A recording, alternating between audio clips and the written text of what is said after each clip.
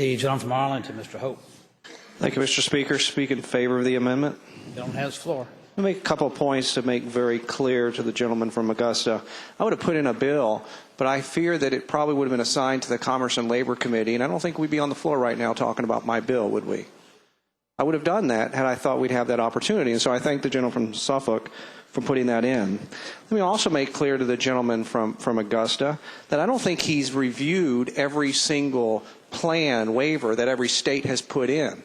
The going word for the feds will be flexibility. If the gentleman is aware of a state that has put in a work requirement, there's no reason why we couldn't make that part of it. What are you afraid of?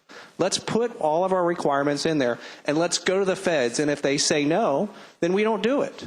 What's wrong? What are you afraid of to put it in right here on the floor to do that? Mr. Speaker. Mr. Speaker.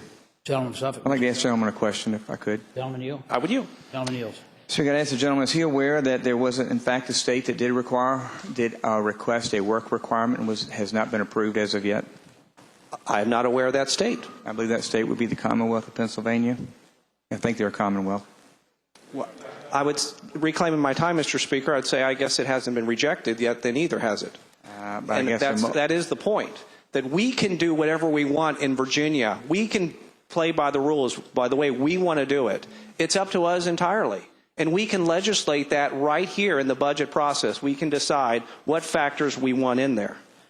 And so let's be very clear about what we're doing here. I think it boils down to three different questions. We're really trying to hide the ball here. But let's talk about what would happen if we made a plan. And that's what I'm a little disappointed about, is Republicans are the majority, and they don't have a plan. At least the Senate came up with a plan. If you have a better idea, I'd like to hear it. I haven't heard anything. The only thing I've heard from the other side is let's do an audit. That's not a plan. That's a stall tactic. Meanwhile, we've got people that are uninsured, that are worried about getting sick and going into financial bankruptcy, and we're worried about doing an audit. Let's come up with our own ideas. Let's talk about it here. That's why they pay us to be here. That's why we're elected officials. Let's make some decisions. Here's what it comes down to. Do we recover $6.9 billion between now and 2018 from the federal budget, from the federal government? We're already paying it. If you think we're not part of the Affordable Care Act, we're already on the hook. We are already participating. Our taxpayers are already paying money to the federal government. You can't get out of that. You can't pretend that doesn't happen. Uncle Sam is not going to give us a refund. Do we enable Virginia to save an additional $800 million by participating, by reduced what we already spend in mental health and what the gentleman was talking about from Roanoke? And indigent care. We're already paying for it. If I could wave a magic wand and say, everyone that's uninsured, don't get sick, please, we can't afford you anymore. That's not reality. We're paying for it now, friends. And the question really is who do we rather pay? What happens now if I'm uninsured and I have a heart attack, I go to the hospital? Do you think I pay for that? Of course not. Our hospitals pay for it. That goes into our insurance. Individuals, when they pay private coverage, when businesses. That's why the Chamber of Commerce supports it. The only thing Obamacare does is it says that federal dollars are going to pay for it instead of your premium dollars. We're just renegotiating. That's all we're doing here. And so to talk about I won't go through all the different things that's laid out in the budget amendment, but this is not the Affordable Care Act. By definition, that's what a waiver is. It says we want to do something different than what the federal law is asking us.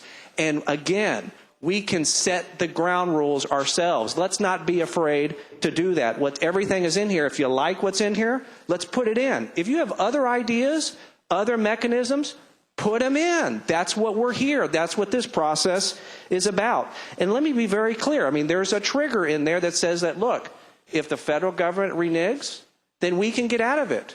If people that are insured, we can make very clear to them, write your congressman, write your 2 senators, tell them not to allow that to happen. But they're the ones that get blamed. Now, I will tell you, let me be very clear about this point. We had an issue with transportation last year where the federal government was going to take off some funds if we didn't kick in some matching dollars. I didn't hear anyone then say, oh, the federal government could renege. We take money from transportation, don't we? We take money for teachers, for education, for our public schools, for public safety from the feds. I don't hear anyone here saying we're going to cut that off because the federal government could renege. I don't know what to think of why we're doing that. So let's recap here. We lay down a pathway in this budget amendment that closes the coverage gap. 250,000 to 300,000 people could be covered by this. Why is government standing in the way of them having health insurance? I can't understand why anyone would do that. It recovers $6.9 billion from our own money that we're spending, and we recaptures $800 million that we're already spending that we could use for other things. I know people probably have other ideas of how you could spend that money. Let's have a conversation of where it goes.